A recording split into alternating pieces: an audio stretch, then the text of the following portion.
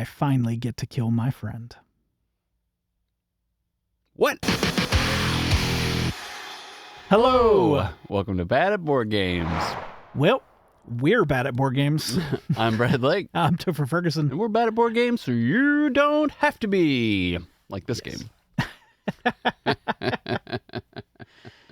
Oh, so Brad, what are we doing today? We are going to talk about Among Cultists. Yes. And it actually, we got this before the Kickstarter. They have a Kickstarter. There's like 18 days left as of this taping of this video.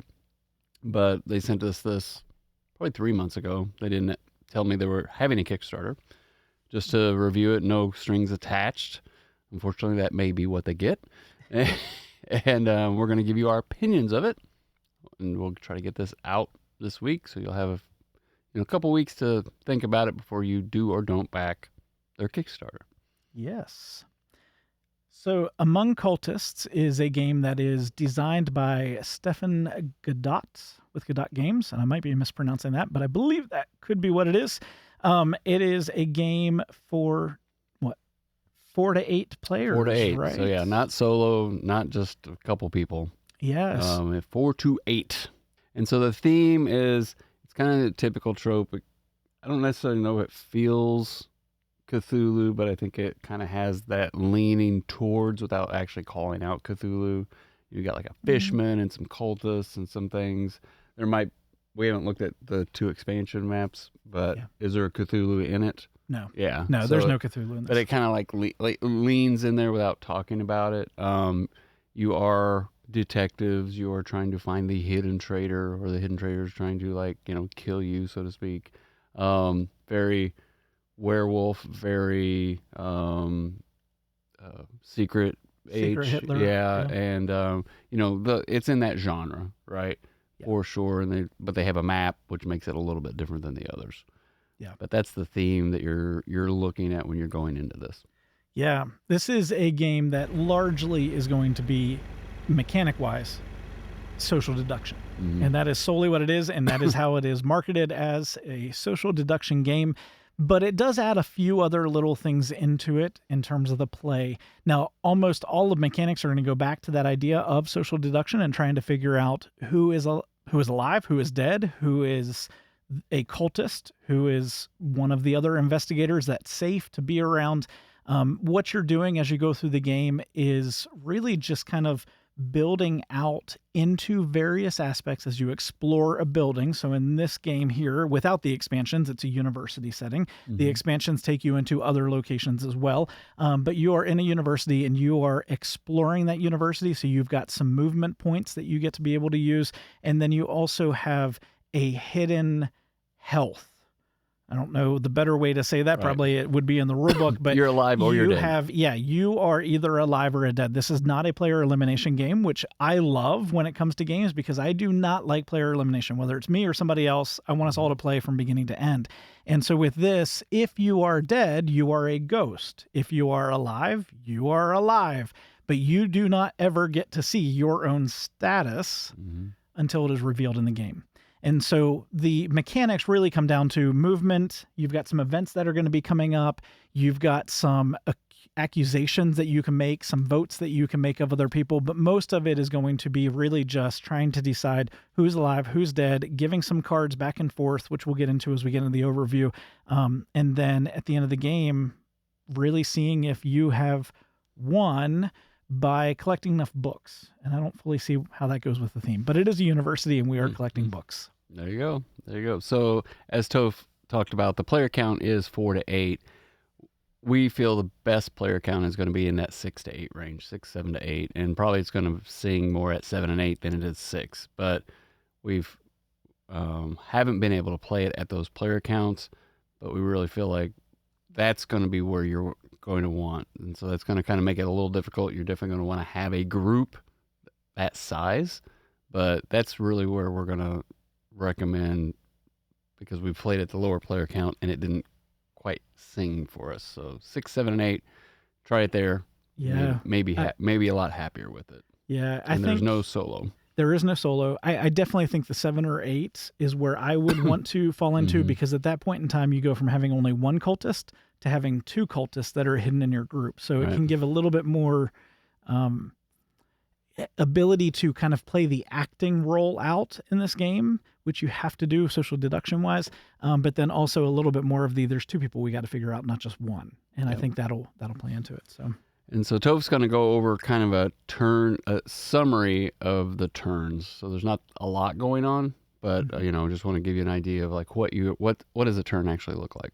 Yeah. So first, as I mentioned already, you don't know what your state actually is, whether you're dead or if you're alive. You will have an opportunity at the very beginning of the game in what they call the night phase to be able to see if you are a cultist or if you are not a cultist. And so you will actually get decks. Takes a little bit of time to set up, but you'll get decks that'll be put into hidden envelopes that'll be shuffled and passed around the table, and then you have your roll. You have a couple other things that you have that you're going to be able to see. One of them is a route card that I have upside down. You have a route card, and this is going to show which rooms you're able to take actions in each turn. Or round of the game. So there's going to be 10 rounds of the game. This is going to come up in the first actual phase of the game. So once you know who you are and you're ready to go, everybody's going to do the phases all at one time in player order. So we're going to do the first phase, which is movement. You get up to 3 movement points. So you get to walk around the map. We don't have the map here, but you get to walk around the university going from hallways into different rooms. The only restriction you have is you cannot go back into the same space you began. So when you take your movement, you can't walk out of a room and back into it. You got to go to a different room. And oftentimes you're taking a look at this card to see which room you can take an action in, because you might want to move to that room if you are an investigator. If you are not an investigator, if you're a cultist, you can do room actions in any room because you can lie. Otherwise, you got to be truthful. So that's the first. You take your movement points. Once everybody has taken their movement points, at any point in the game, if you are in a room with one other person, an encounter will take place. And an encounter is where you have your deck of cards and you will want to give your card to the other person. Now, if you are an investigator, all of your cards are living cards, and so you slip them a living card and they continue to live. If you are a cultist, you might have some death cards as well, and so you might secretly pass your death card off to the other player, and at that point you have killed them. The cultists win the game by killing a number of players. So that is an encounter. Once the encounters are done, then we move into the events. The events are drawn from a bag. They're tiles, and they will do random things. This is a lot of iconography, but they might turn out the lights. They might bring cultists out. They might make rooms and secret passages appear. All kinds of little things that'll take place. And they're not all negative.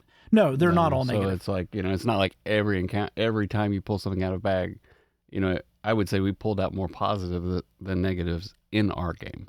Yeah, things that affected us in a better way. Yeah. That's a good point to say. I just want to make sure, like, you're not, I almost kind of wish it was the bad, right? Always, like there's something like meteor striking or, all those kinds of things. But this was not that way. Yeah. Which, either way, it's still but fun, I'm letting you know, because you may not want that. You may think, oh, it's always bad. I don't want to play a game like that. No, you're going to have good and bad things you're pulling out of that. And they could change good to bad based on how you're playing too. To affect you. Like lights going out may not always be bad, might be good for some. So right. So that's the event phase. It's just one tile you're pulling out, and then you see what goes on. And then we're going to move into the actions, and this is where the game is going to, if you're a social deduction gamer, sing for you. In the action phase, you can take one action.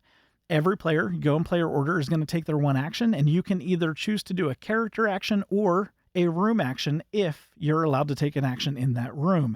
And we won't go over what all of them are, but to give you a couple ideas, when you're in a character action phase, if you want to do a character action, you can actually take a look at the deck of another player that is in your room with you, and you can see if they are dead or alive. And then you can tell everybody if they're dead or alive. If you are a cultist, you can lie. If you're not, you must tell the truth, but you never reveal if you're the cultist or not, or at least you shouldn't if you're playing social deduction. So that's the first thing. You can also secure hallways. You'll be able to do the same thing in a room. And by securing, what you're doing is you're putting cards into a deck of that room or the hallway. You're putting it into what's called the safe passage deck. Most of the cards are successes, but sometimes the cards are failures and sometimes they are sabotages. And those cards will come up as you play the game. Another character action you can do if you're playing it is you can assassinate another character. And I would have loved to assassinated Brad, but we didn't play with the assassinator. Going into the room actions are similar to things you can do. You can either add into the room deck these positive or negative cards. And then once there's 3 in a room, you can actually check the state of the room and see, okay, am I able to pick a book up? Kind of explore the room and get a book to put on our track. Otherwise, you could do the actions of the actual room itself, like initiating a vote. You can use cameras to take a look at other people's states. You can close portals if portals pop up in the game. So things like that you can do as part of the room actions. Once everybody has done their one action, then we go into the cleanup phase. And the cleanup is exactly like any other game would be. You make sure anything that needs to be finished on the board is done. Things like flipping over tiles. So the initiating a vote, you can flip it back to the right side up to use it in the next round. You can also, and this is kind of where it's fun, if you're the cultist, you can proclaim that you have killed the number of people needed so you can win the game.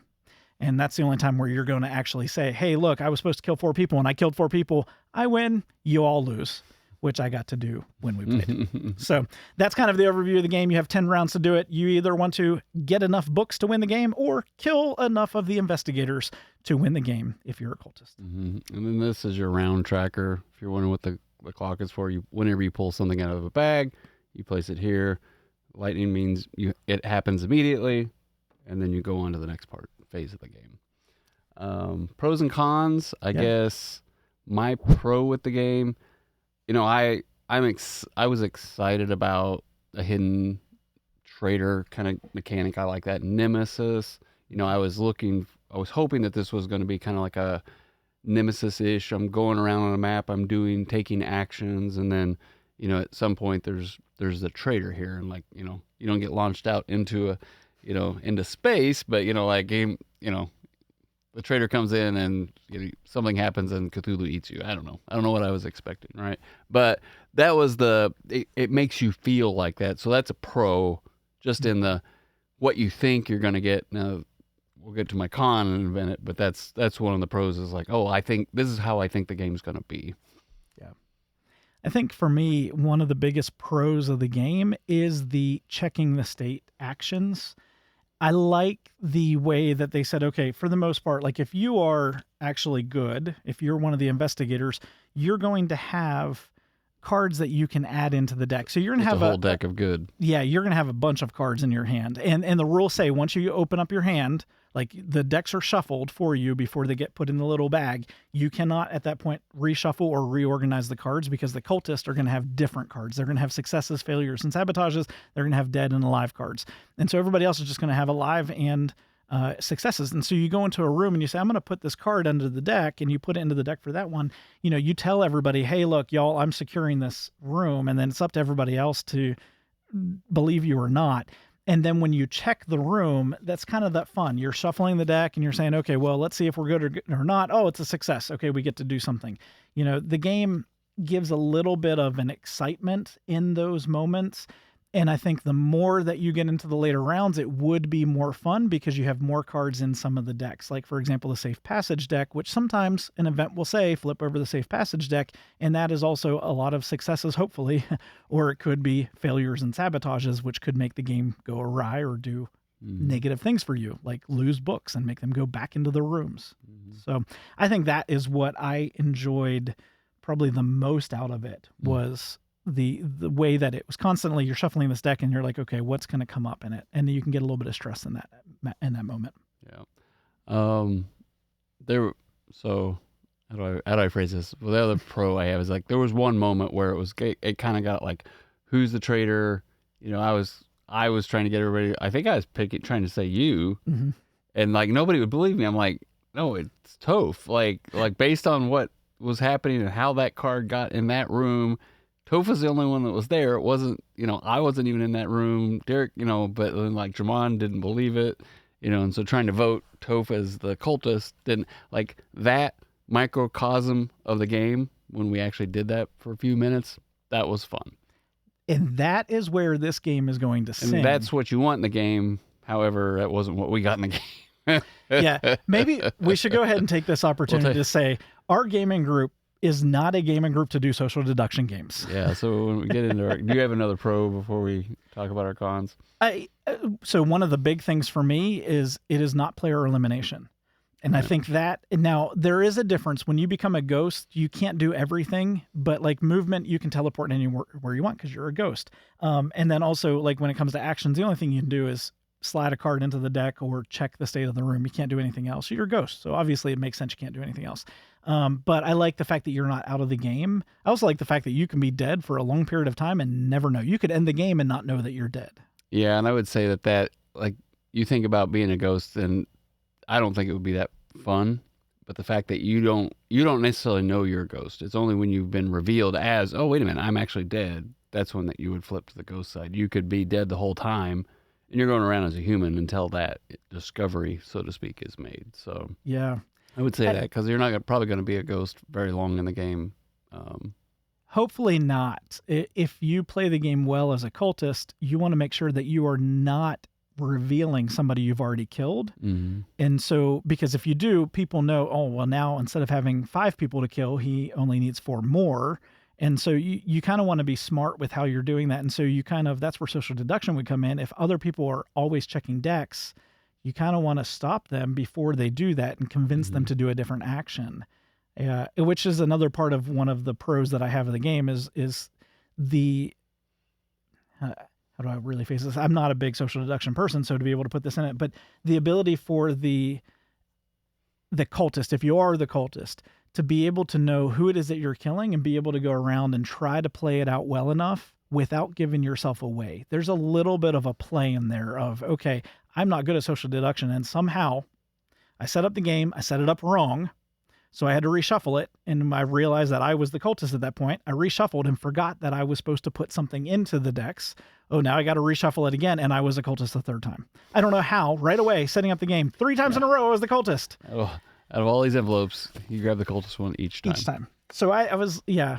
But I had some fun with it. I did enjoy, like when he's talking about this big moment at the end, Jamon was the only one that didn't have an encounter with anybody. And it was like, how do I get to Jamon to kill him so that I'm able to win the game? And so it was finally being able to have it that very last moment. Nobody was in the room to initiate a vote. I slipped Jamon the death card.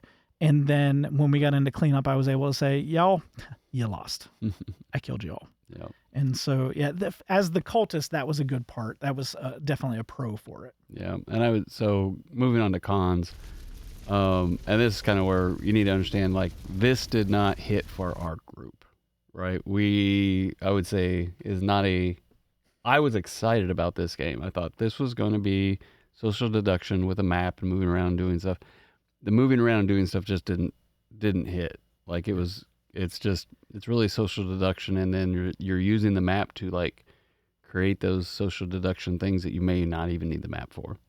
I'm just saying that, like to me that was kind of like the mechanic wasn't matching what you're really trying to do, and so it was just kind of like there was one interesting tension. So that's one con. I'm going to go into another con as well. Is like we lost a person to show up to this, so we were going to have 5, and then we had to use 4, which is the minimum number, and we used the autonoma. So if you use 4, you still need to use an autonoma. So it's at least it's a 5 to 8 player game. Yeah, that's really what they're telling you. And then like it needed to be this 6, 7, 8, probably 7 or 8 game. Yeah, and I think, well, obviously it didn't hit for our group. You'll hear me say this a little bit later, I think that I would really enjoy this with another play group. I love my group. I love our gaming group, but we're a Eurogamer group for the most part.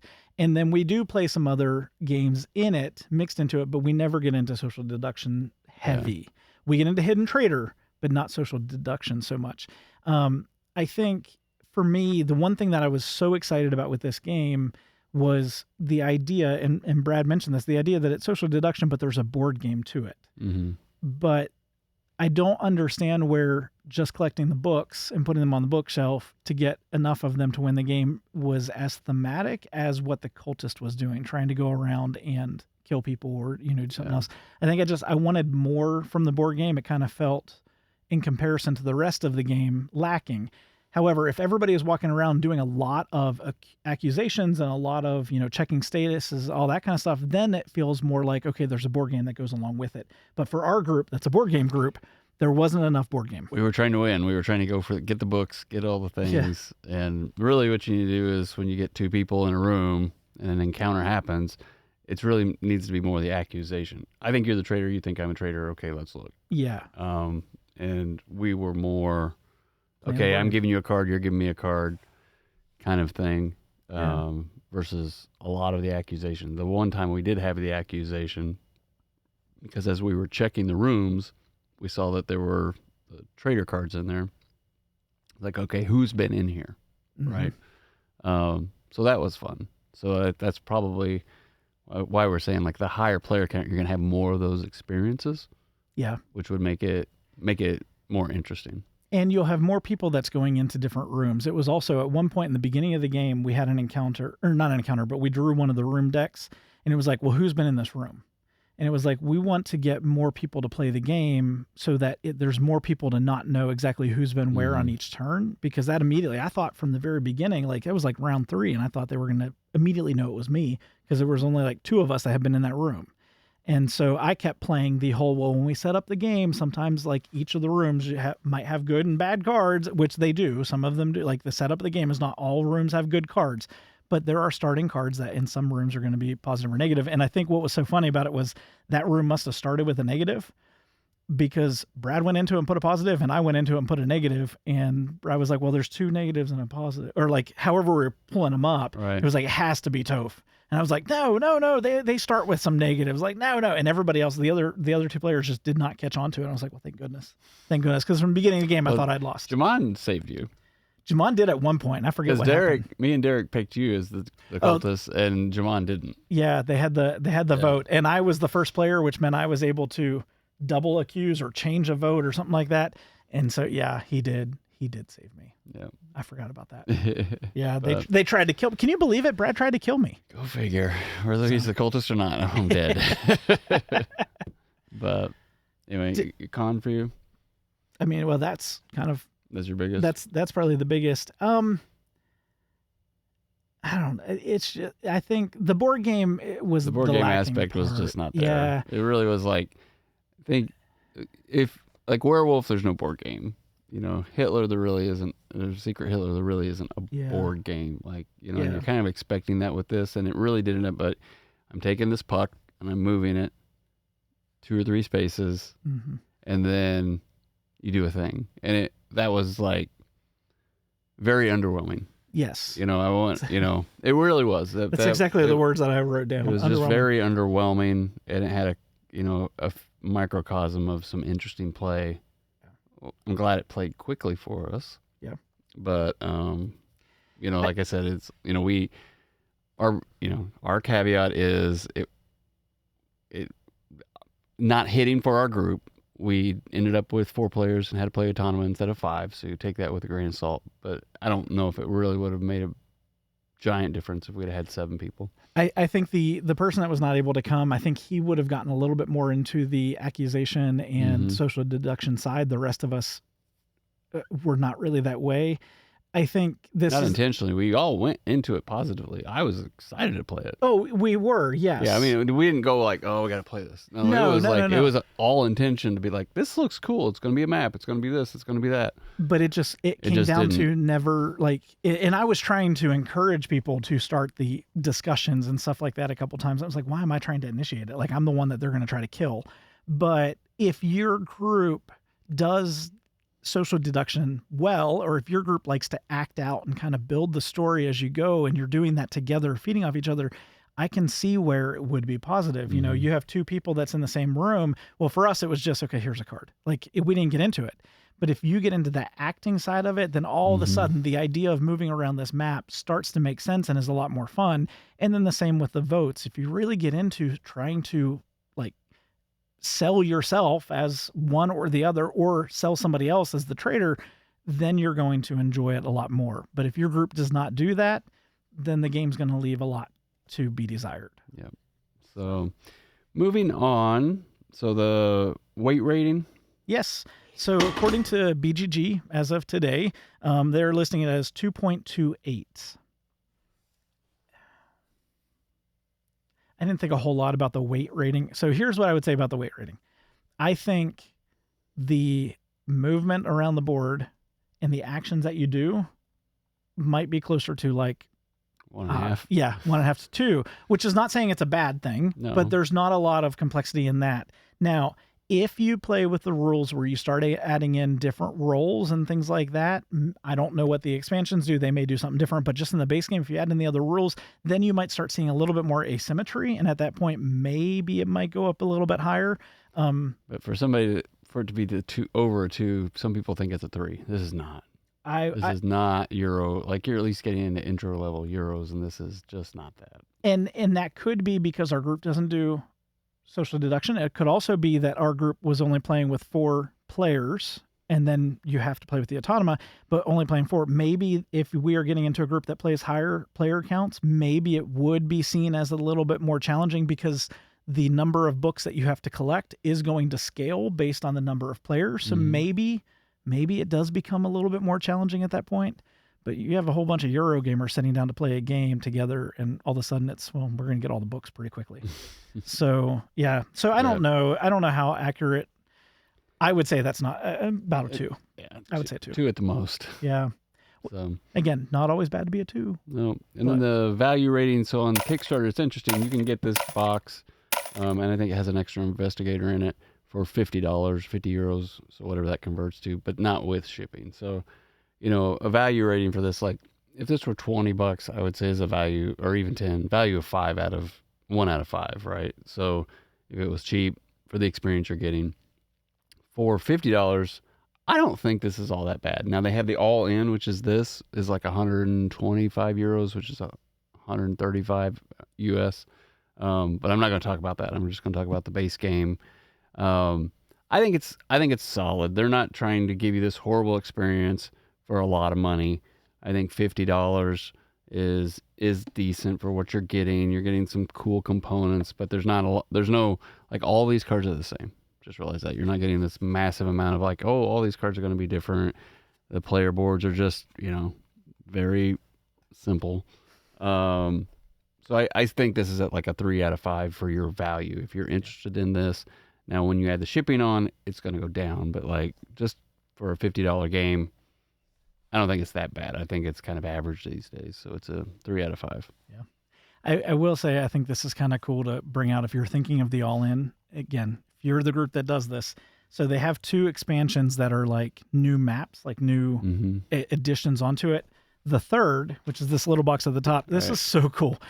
So you get the blank pucks. All it is blank pucks and blank player boards with no picture on it. Yeah, so it's this card.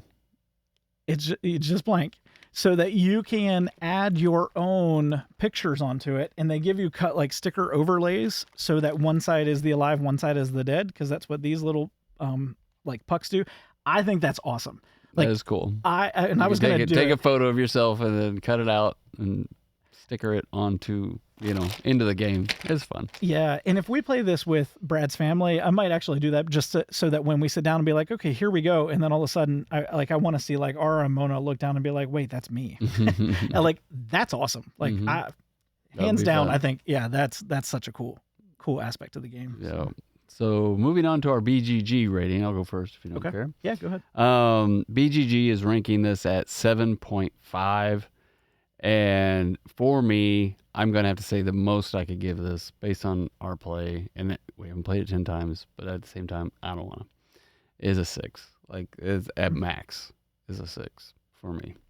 Okay. So I hate doing that. They didn't pay us anything. They didn't ask for any requests. It was just showed up on my doorstep and said, here you go, review it or not, or whatever. And it'd been sitting, and I've been wanting to get to it because I'm like, this looks cool. It looks like something that would be fun, and it's different than what we normally play. However, that difference did not land with our group. Yeah. Or me. Yeah. So I'm gonna be complex here with my answer. I agree with Brad. So with our gaming group, I actually wanted to rate it about a 5.5. So if you use the BGG scale, 5 is take it or leave it. 6 is it's an okay game. I'll play, if I'm in the mood. 7 is it's good, and I'm usually willing to play it. For me, 5.5, 5 to 5.5, that's about where it's ranking with our group. However, I have another gaming group that I play with that does get into these style games a lot more. And I love acting. I love kind of that part of storytelling side of board games. With our gaming group, I am giving it a 5.5, but with my other gaming group, I'm probably going to give this a 7. Like it's going to come down to your group, and then also, do you have enough players to make it actually play well? Yeah, and don't let this be your first social deduction game. That's another I would say thing. that this is not a first, like, you got to know you like this style of game first. Yeah, you can go and find Werewolf rules online for free. You could buy One Night Ultimate Werewolf. You can play Mafia, download the rules online for free. Secret Hitler also has free printables online. You can buy the board game as well. Like, you can go out and you can try some games first to see, and if you guys like it, then I think maybe this could be something to consider, because it is more than just the role-playing social deduction only, but you have to know your group to get into it to see if it's something that you want. Yep. So what do you think? Are you in agreement with us? Do you have this game? Are you interested in the Kickstarter? What have we done to help or hurt your decision on this, right? We never like to give bad reviews. You can take it good or bad. What do you think? But we would like to know, and we're just trying to be honest and how we see things. You need to go look at our top 10 list of all time that we've done. Do you align with those so that you can say, like, yeah, I would agree with them on this because I like those 10 games that they like.